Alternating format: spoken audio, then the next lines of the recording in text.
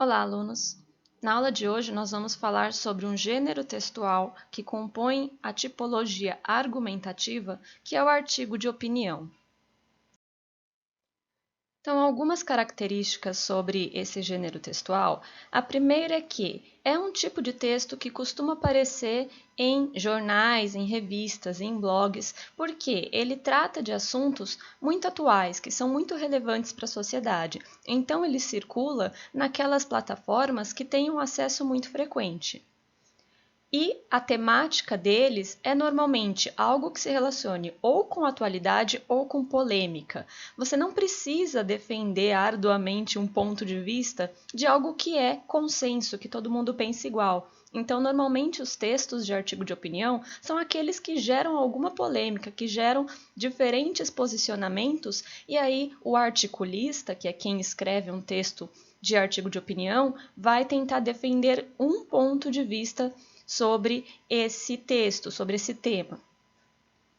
E por que isso é importante, né? Sempre quando nós vamos formar o nosso ponto de vista, é importante que nós tenhamos uma opinião embasada em fatos. Então, procurar sempre fontes variadas para nos informar, fontes relacionadas com textos mais científicos, mais técnicos, mais neutros e também posicionamentos de pessoas que têm um estudo sobre isso. Então é importante sempre ouvir os diferentes posicionamentos, os diferentes tipos de argumentos sobre qualquer assunto, para daí sim formar a nossa opinião.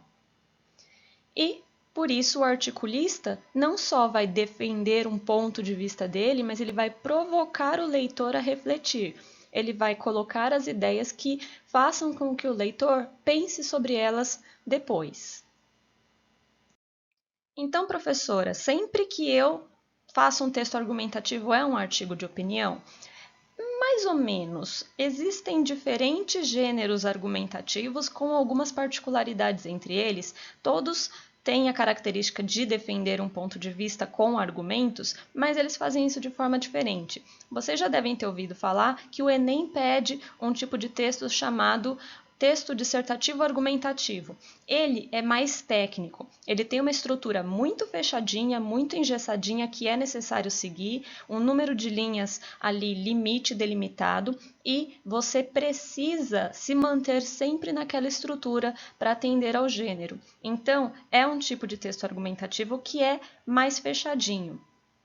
O artigo de opinião tem mais liberdade do que a dissertação, porque você pode usar um número de linhas muito diferente daquele da dissertação, pode ser menos, pode ser mais, pode ser bem mais, e você também pode apresentar uma visão mais pessoal. No texto dissertativo, você precisa ser tão técnico que você vai se afastar do problema, fazendo parecer que é tudo uma visão da sociedade. No artigo de opinião, você pode colocar uma visão mais pessoal, pode fazer uma crítica muito mais apontada, muito mais acentuada, você pode trazer ironia para o seu texto, que é uma coisa que você não pode fazer na dissertação, mas no artigo de opinião você pode fazer umas piadinhas, umas ironias, apontar uns problemas de forma mais precisa.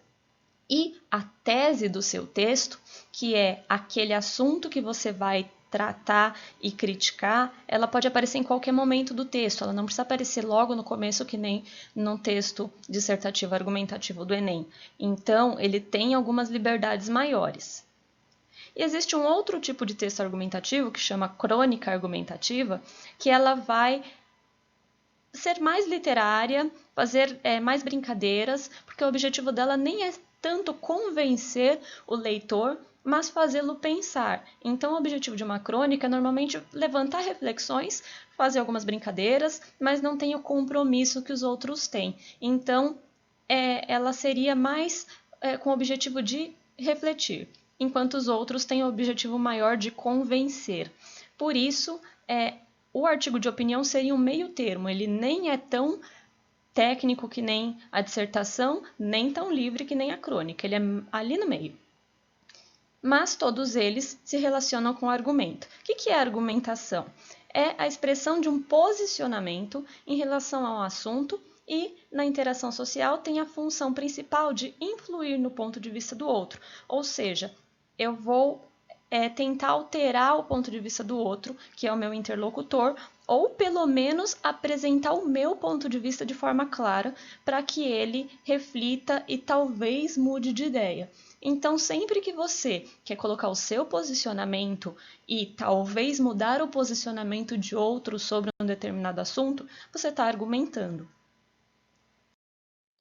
E vocês fazem isso o tempo todo no dia a dia de vocês. Tem muitas situações que exigem que vocês argumentem por um ou outro motivo. Por exemplo, aqui, nós temos a conversa entre um pai e um filho. Na verdade, conversa não, né? É um monólogo porque só o filho fala. E aí ele tem aquela auréola de anjinho ali, né? A criancinha inocente vai dizer: pai, hoje tem uma festa da turma na casa do João. É verdade que estou no meio da preparação para o Enem e as baladas tiram a energia e o foco. Por outro lado, preciso relaxar um pouco e encontrar os amigos. Além disso, as festas da casa do João costumam ter pouca bebida e são tranquilas. Por tudo isso, vale a pena ir e não vai me atrapalhar o meu estudo em nada. Então, o que ele faz aqui, né? No balãozinho 1, ele apresenta o tema da argumentação dele. Ele fala, olha, vamos falar sobre ir nessa festa. E aí, nos próximos 3, ele apresenta argumentos. Como é que ele começa a argumentação dele? Ele já prevê o que o pai vai reclamar. Eu sei que ele vai reclamar que eu estou estudando para a prova, que eu não devia ir. Então, ele mostra que ele conhece o assunto que o outro vai levantar e ele apresenta um argumento contrário. Ele fala, olha, eu sei que eu estou me preparando, mas eu preciso relaxar e encontrar meus amigos. Por quê? Porque se a pessoa está tensa, ela não vai conseguir aproveitar tão bem os estudos. Então, isso é fato, né? Você precisa encontrar tempo para relaxar entre os momentos de seriedade e foco. E aí ele vem para o outro argumento. Ele fala que essas festas na casa do João costumam ter pouca bebida e são tranquilas. Então elas não vão afetar de forma negativa em nada. E aí no último quadrinho ele faz uma conclusão. Ele menciona, né, todos os argumentos citados. Então, por tudo isso, significa por tudo isso que eu falei, todos esses argumentos que eu te dei, dá para concluir que vale a pena eu ir e que isso não vai me atrapalhar. Então, ele fez uma estrutura de uma argumentação que é apresentar o tema, apresentar os argumentos e concluir, só que ele fez isso falando. E vocês fazem isso falando o tempo todo. Vocês fazem isso com os colegas, com a família, com os professores. Isso é normal. Então, situações do cotidiano exigem isso, né? Você vai pedir um favor, você vai querer baixar o preço de algo, né? Falar que está muito caro, que devia, de alguma forma, baixar o preço. Quando você vai se defender, alguém te acusa de alguma coisa e você vai se justificar, você também argumenta. Quando te pergunta uma opinião e você vai defender essa opinião, justificar um posicionamento, mostrar um posicionamento, você faz isso. Então, isso é parte da nossa rotina, é normal argumentar o tempo todo. A diferença é que agora vocês vão fazer isso por escrito. Como exemplo, vamos ver um artigo de opinião que apareceu no Estado de São Paulo, é um texto do Jorge Ribeiro, falando sobre a orca baleia assassina. É um texto antigo já, tá? Orca, a baleia assassina. Alguns anos atrás, Candu, uma baleia-orca, reservou uma surpresa inesquecível às milhares de pessoas que assistiam às suas piruetas no parque de diversões aquático SeaWorld, na Califórnia. O show estava indo muito bem. Os espectadores, como sempre, davam risadas, comiam cachorros quentes. De repente, Candu jogou suas 3 toneladas de alegria ao encontro de sua companheira Cork. A galera achou a maior graça na palhaçada tamanho gigante. Mas logo em seguida, todo mundo ficou mudo, assustado. As águas azuis começaram a se avermelhar, e do buraco que as baleias têm em cima da cabeça para respirar, saiu em Candu um jato grosso de sangue. Daí a pouco, com uma grave fratura nos ossos da cabeça, o cadáver da rainha dos mares boiava nas águas do tanque, sua prisão e local de trabalho. Então, o que nós temos nesse começo, né? O articulista, o Jorge Ribeiro, apresenta o evento. Ele nos conta o que aconteceu e sobre o que é que ele vai falar. Então, ele faz um resumo dos acontecimentos. Isso é uma introdução para nos situar, né? Nós não sabíamos de nada, ele não quer entrar na discussão sobre crueldade animal ou alguma coisa do tipo de cara. Ele precisa nos situar. Então, isso é uma introdução, é quando você vai contextualizar a conversa. Então, agora, o que ele vai fazer? Ele vai começar a levantar perguntas para fazer reflexão. E percebam que ele já vai dando o posicionamento dele durante essa reflexão, que vocês podem discordar, sintam-se sempre livres para discordar do posicionamento, mas é assim que você faz o artigo de opinião, você já vai levantando questões e mostrando seu posicionamento. Então, o que ele fala? O que teria levado a orca a perder o rumo? Digam o que disserem os doutores veterinários de SeaWorld. Eu já sei o que desorientou Candu. Foi humilhação. Então percebam, esse é o posicionamento dele. Humilhação de ser obrigada a vestir uma máscara que não se adapta à sua cara. Máscara humana, suprema ironia, baleia com cara de gente. Candu não tinha alternativa. Ou usava uns negócios absurdos em cima do focinho, diziam que eram óculos, ou esfregava uma nadadeira na outra, achavam que batia palmas. Ou dava cabeçadas num objeto colorido, e agora o futebol das baleias. Ou então não mereceria os 80 quilos diários de peixe que podia muito bem pescar por conta própria nas águas geladas da Islândia. Humilhação de ser chamada baleia assassina só porque inventaram um filme mentiroso sobre as orcas. Como é que podia ser assassino um animal que retribuía o carinho que lhe davam os tratadores? O problema é que davam peixe, davam carinho, mas não reconheciam a Candu o direito de ser simplesmente uma baleia. Ora, quando alguém não pode ser ele mesmo, perde muito a direção. Isso vale tanto para gente como para bichos. Então percebam, né? Ele vai construindo o posicionamento dele, justificando. Ele vai apontando os problemas que ele vê naquela situação e montando o posicionamento dele para que você não discorde. A ideia dele é que pareça tão factual que você comece a considerar que é isso realmente o que aconteceu. Você ainda pode falar, não, eu não acho que foi esse o problema, mas da forma como ele constrói, ele tenta deixar parecer que essa a visão e ele traz os argumentos para comprová-la. Então, a tese dele é de que isso aconteceu porque o animal não se adaptava ao cativeiro e ele vai provar isso com os argumentos. Então, aqui ele vai terminar a argumentação e nos 2 últimos parágrafos ele vai colocar a conclusão dele. Então, vou ler para vocês. Fala assim: Candu foi treinada para fazer direitinho o que lhe for ensinado, mas ela só não conseguiu aprender a lição mais dolorosa, que é sobreviver no cativeiro. Os ecologistas dizem que as orcas podem viver até 50 anos em liberdade, mas não duram mais de 8 anos depois de presas. Então percebam que ele trouxe agora um fato para apoiar o argumento dele, né? Isso é comprovação científica. Isso foi dito pelos especialistas. Ele traz voz de outras pessoas que apoiariam o posicionamento dele. Ele fala, olha, se ela tivesse liberdade, ela viveria muito mais do que em cativeiro. Isso tem que ter um motivo. E agora ele vai entrar na conclusão dele, né? Acho que não deveríamos usar a expressão animais amestrados e sim bichos humilhados. Pobre de nós humanos que precisamos submeter seres perfeitos a um papel ridículo só para nos sentir poderosos. Já imaginaram a comédia que seria se nós fôssemos obrigados a fazer o papel de bichos? Já imaginaram as vaias que provocaríamos no circo do universo caso fôssemos amestrados? Candu nos deixa uma mensagem, que o homem seja homem e o bicho seja bicho, e não o contrário.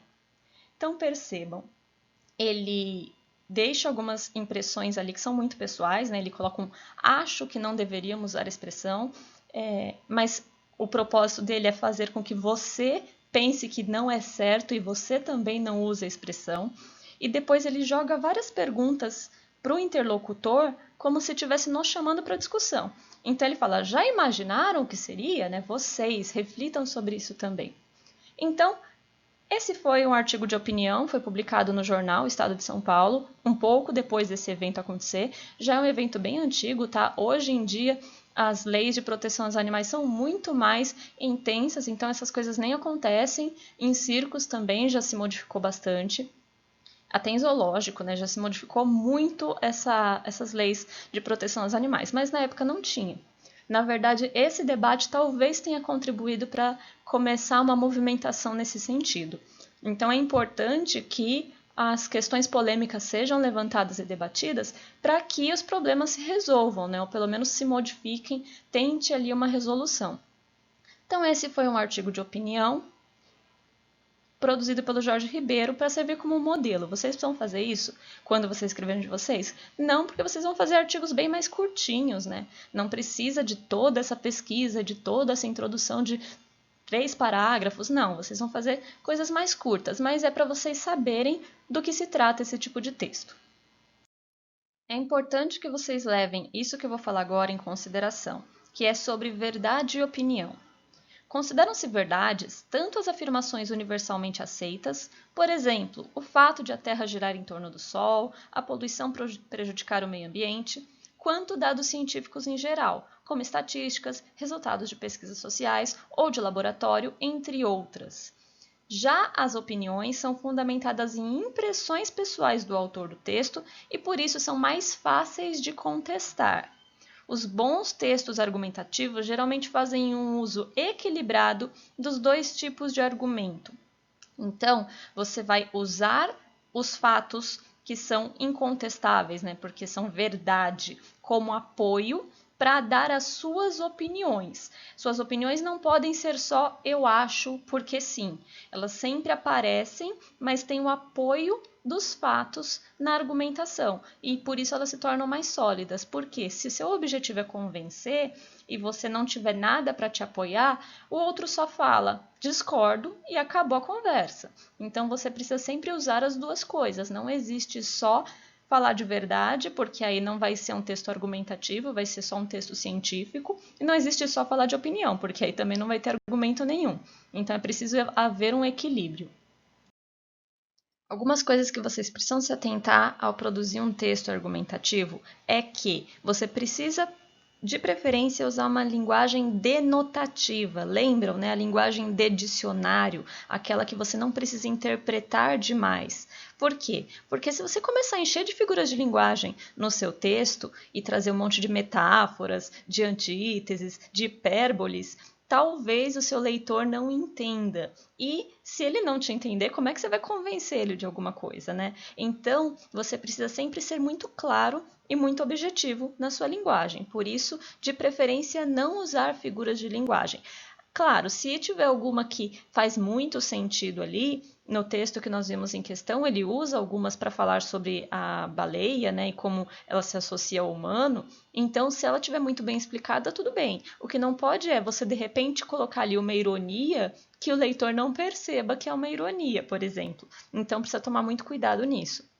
E outro elemento que é fundamental ser levado em consideração no seu texto é trazer diferentes vozes. Então, usar elementos que apareçam em dados de pesquisa ou em especialistas, né? O texto em questão ele cita que os especialistas comprovaram que as baleias vivem muito mais no hábitat natural delas do que em cativeiro. Então, ele trouxe uma voz diferente para o texto, que é a voz dos especialistas, para provar o argumento dele. Isso é muito importante que vocês façam. Vocês podem fazer uma citação muito direta, então falar, por exemplo, segundo tal pessoa, segundo tal estudo, ou vocês podem fazer indireto, né? Então os especialistas comprovaram se vocês conseguirem fazer isso bem direto, o seu argumento fica mais sólido, porque você está citando a fonte, você está jogando ali a responsabilidade para outra pessoa. Então é importante fazer isso para ser mais difícil de discordar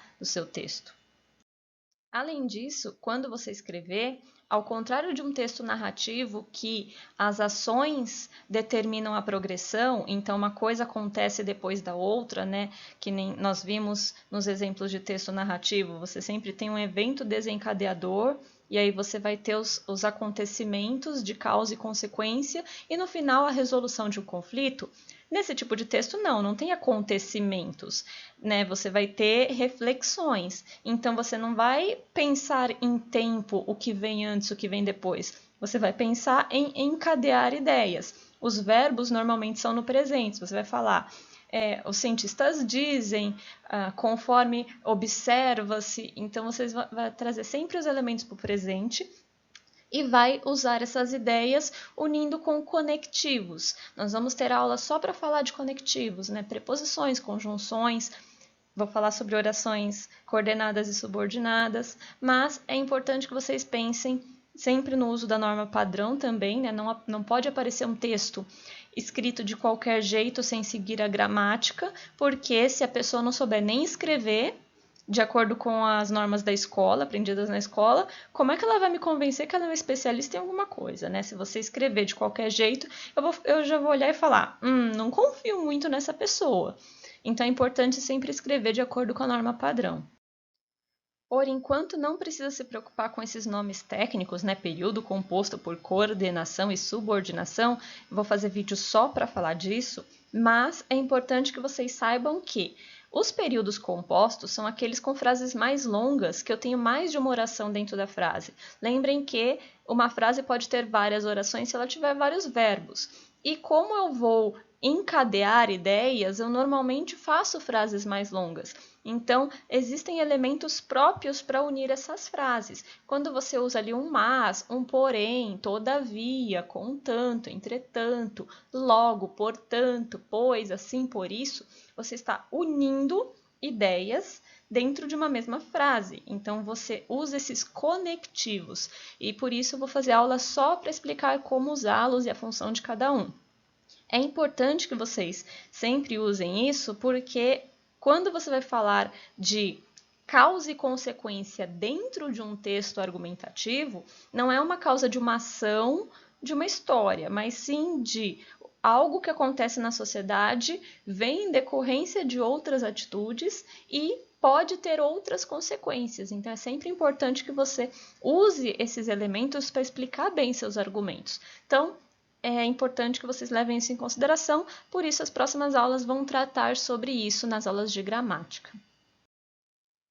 E, por enquanto, é isso. Também vou fazer mais uma aula sobre análise de texto argumentativo. Eu vou trazer alguns textos para nós olharmos, mas, por enquanto, a ideia era só explicar o que consiste um artigo de opinião. Eu acho que deu para entender. Espero que vocês tenham gostado e qualquer dúvida, postem nos comentários.